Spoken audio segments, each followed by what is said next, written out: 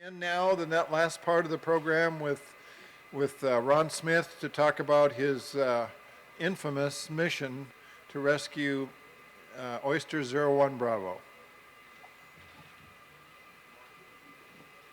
Oh, the clicker.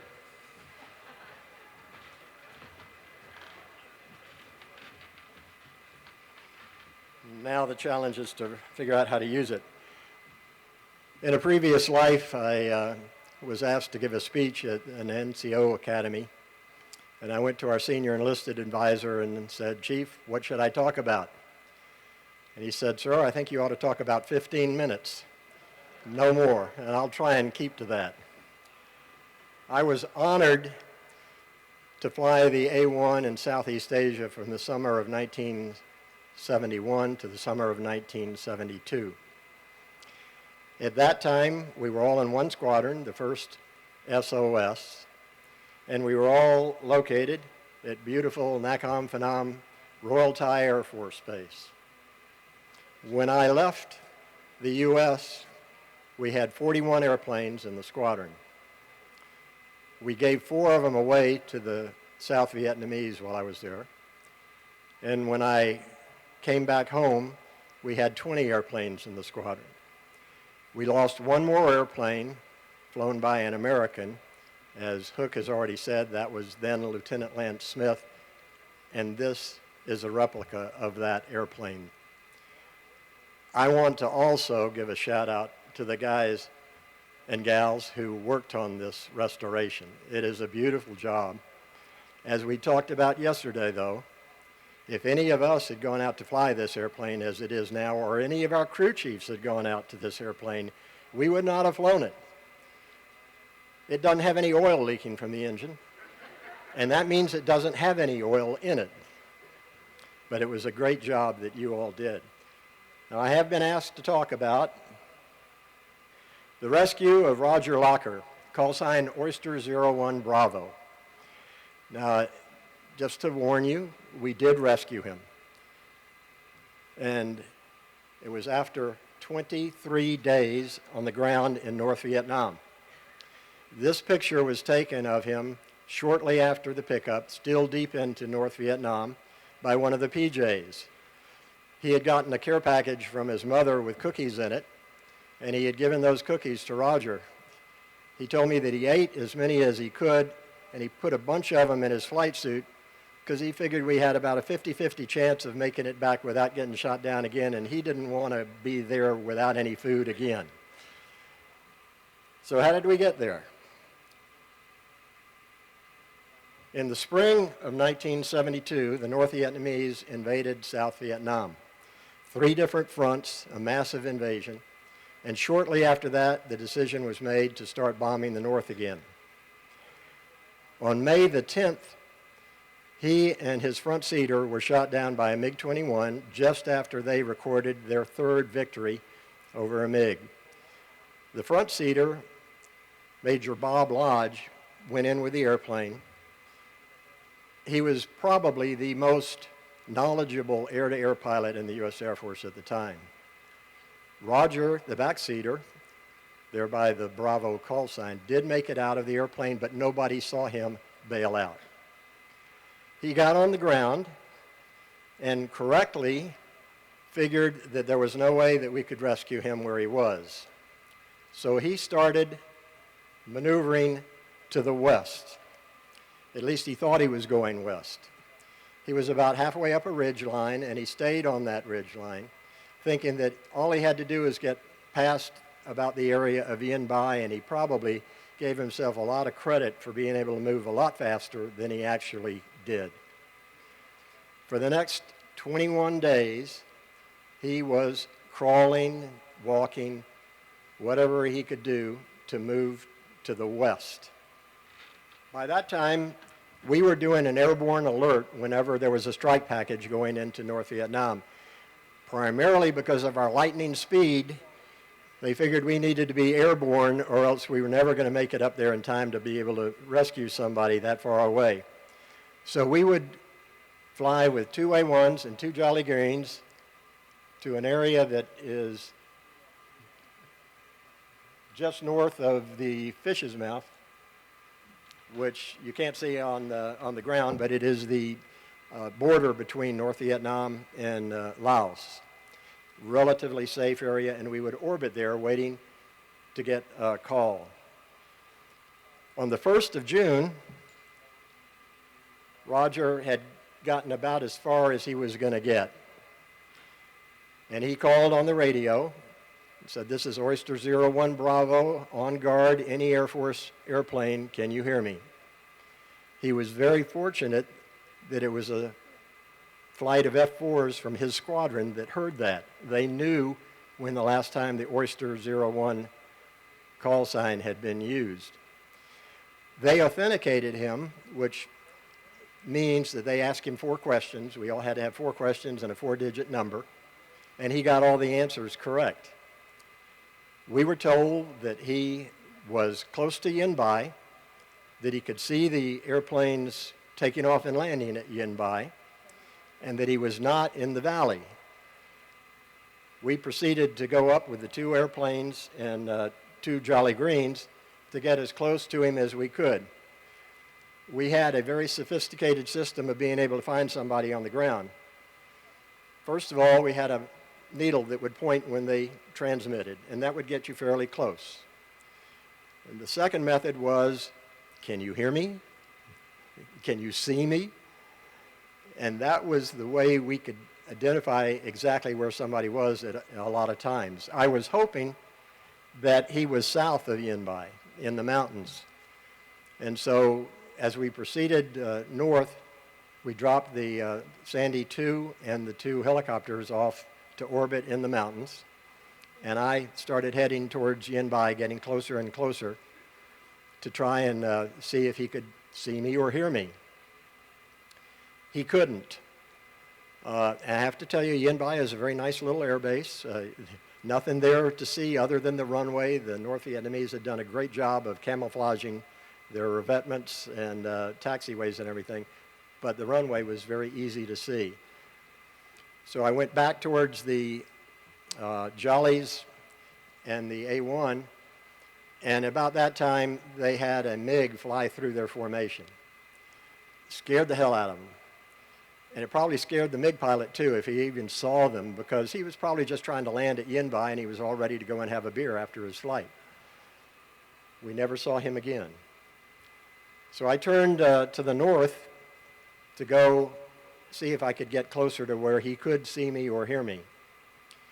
And as I was flying in the valley, the Red River Valley, it occurred to me that I had been flying straight and level for far too long. And the reason I was doing that is there was this big lake that was in front of me, and there was no lake on the map. And I was trying to figure out why that was, because I knew exactly where I was. I could see Yen Bai off my left wing. And about the time that thought hit me, I broke hard to the left, and at that point, the guns that were on the sides of the dam opened up, and I was getting all these little white puffy clouds where I would have been flying if I hadn't turned. At that point, Roger told me, "I can not hear you, but I see them shooting at you, and they are south of me." Well, that told me he had to be north of the guns in the lake and on the ridgeline that there was only one of up there. And as you can see, I think in this, you can see on that picture a very large lake. It is bigger now than it was when we were there, but it was still a pretty formidable lake. As we headed back to NKP, again, because of our fast speed, I had plenty of time to think about what we might be able to do to get him out. After landing, we were called, when I say we, it was Captain Dale Stovall, who was the Jolly Green commander of the Low Jolly that day, and I were called into the wing commander's office, and we had had some pretty good support on our way back. Major Jim Harding and several others were already trying to convince him that we could get this done. We had to tell him exactly what we needed. And what we said was there were 3 things. We need the runway at Yen Bai cratered. We need the guns taken out that were on the dam. And we need Big Cap. That's a simple request, we thought. It wasn't quite that simple because politics get into just about everything. We could not destroy the dam. So the F-4s that were going to attack the dam had to attack it with something that would only destroy the guns but would not destroy the dam. They didn't want it flooded downstream. They used something called CBU-52, which was a very large bomblet that could destroy guns and light armor and things like that. As far as the runway was concerned, this was within a couple of months of when President Nixon had gone to China. And he had promised the Chinese that we would not bomb any airfields for 60 or 90 days, I'm not sure which. And that's how long they had to get their people out of those airfields. Well, we were within that 60 to 90 days. So someone in General Vogt's command made contact with the Pentagon and the White House to get us permission to crater that runway. Now, I have to tell you, you guys who flew with me over there know, we sometimes made disparaging remarks about the accuracy of F-4s. Smart bombs were just coming into the inventory at that time, and I don't know whether they used smart bombs or not. But we had some really good guys on the mission the next day who were able to get their bombs on target very nicely. So it was decided that we would go back and we would take a 4-ship of A-1s. It was myself, Captain Buck Buchanan, Major Jim Harding, and Lieutenant Colonel Bill Latham were the 4 A-1s. The Jolly Greens were the same Jolly Low that went on the first day with Captain Stovall as the commander. The rest of the people who were on that mission, I do not know their names. You will hear that there were 100 and some airplanes that were diverted for the second day of Roger Locker's SAR. There probably were. We never saw them. We never heard them. They were diversion strikes to keep the North Vietnamese away from us, and it worked very well for them to do that. That's when I was assigned aircraft 738 for the second day of the mission. We took off early, headed up to the north. It was a little over an hour flight to get up there. And right on target, as we crossed the Red River with Sandy 2 and myself, leaving Sandy 3 and 4 and the Jollies in the mountains south of the Red River, the bombs were going off on Yen Bai. Perfect strike. They couldn't have measured a third of the way down the runway any better. We went further towards the survivor, still talking to him, and since we had already used his authentication the day before, they had to come up with another question for him, another way to authenticate him. Any of you here Kansas State graduates by any chance? Okay, one. There was evidently a place where everybody went to drink beer called Kites. And so the question I had for him is, what is Kites?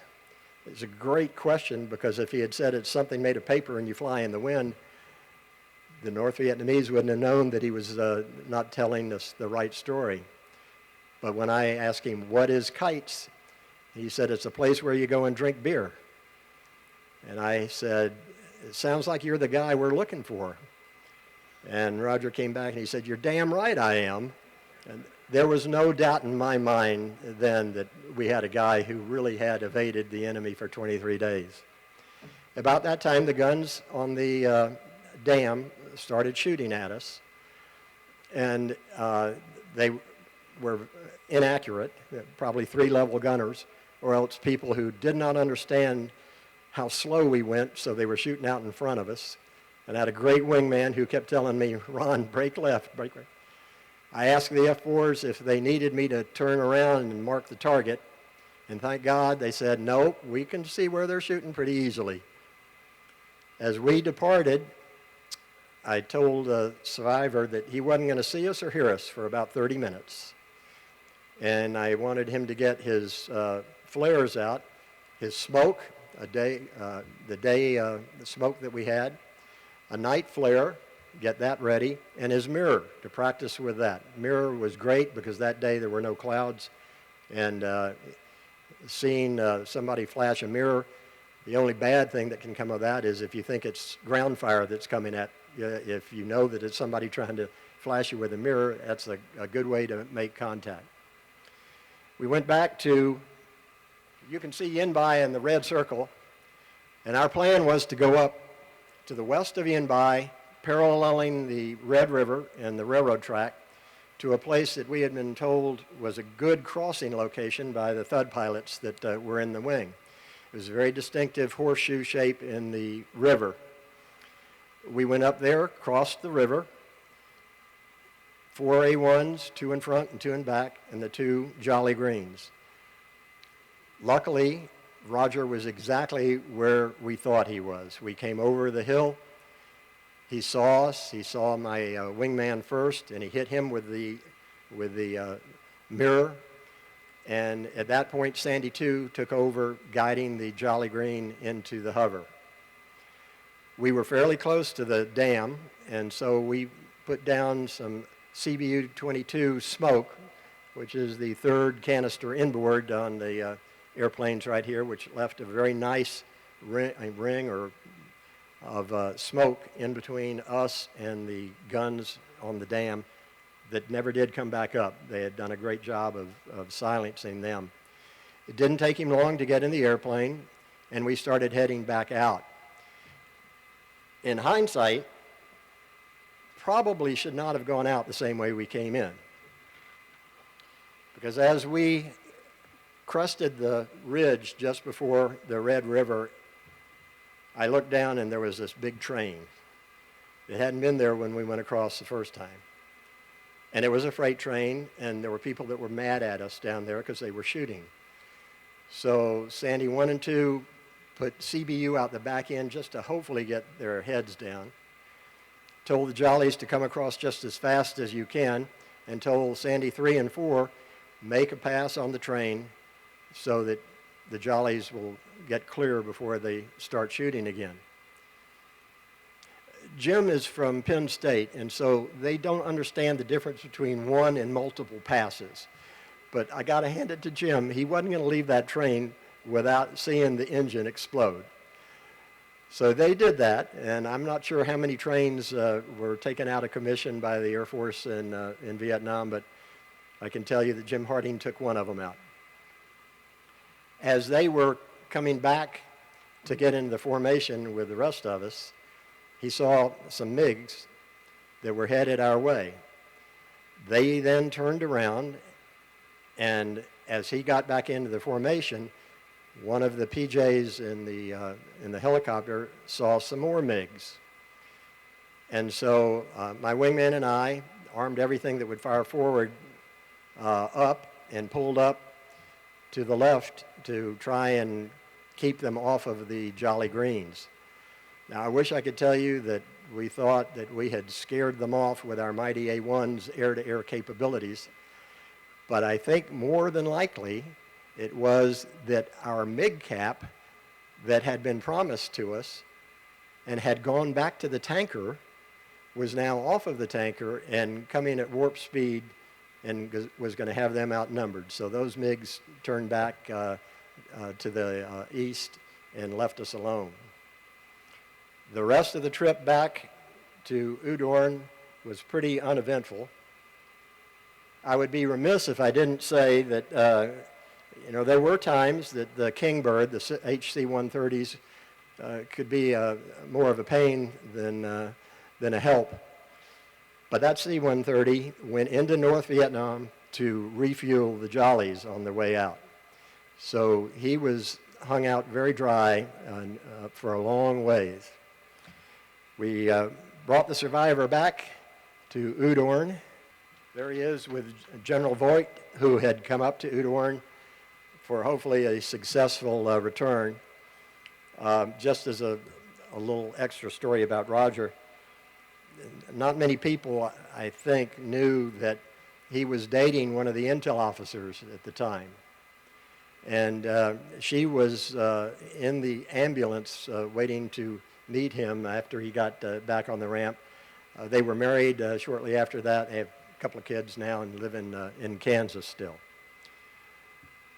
It was not a death sentence to get shot down in Southeast Asia. For those of us who were able to fly the SAR mission, we were very proud of what we were able to do, and it really affected us when we weren't able to recover someone. But as you can see up here, if you got out of the airplane successfully, you had at least a 50-50 chance of being rescued, and in North Vietnam, it was actually even a little bit more than that. So for all of those people that managed to get out of the airplane and get onto the ground, we knew what our mission was, and we were very proud and happy to be able to accomplish that mission. And that wasn't always true of everybody who was over there. 738 was the airplane that I flew on that rescue on the second day. It was a significant mission, not the most significant mission that airplane flew. That honor belongs to the Medal of Honor. But I will tell you that airplane flew an awful lot of significant missions. How many of you in here either flew it or maintained it at least one time? There are probably a lot more than that in our organization who just aren't here today. For the museum staff, I am 95% at least sure that this airplane represents the most decorated airplane in the Air Force history. And I would sure like to challenge you guys to prove that one way or another, because I think that type of a display would be so much more significant than just one of about 2 missions that were flown in it, because there were so many. And as far as what the general was asking earlier, as he walked out the door a while ago, I told him, I said, you know, you can call this new airplane whatever you want, but I flew the A-10, and very few people know that it's the Thunderbolt II. It's the Warthog as far as everybody's concerned. Your pilots will name it whatever they want to name it. But I think we would be honored if they carried on the name, except for the fact that as far as I'm concerned, this represents the last of the single-engine, single-seat, tail-dragging, prop-driven fighters that the Air Force should ever have. If they want to put another tail dragger out there, call it an O or OV-10, but not an A or an F in front of it. And I am proud, and I know all of you who are associated with the A-1 are very proud to have been part of that history. Thank you very much.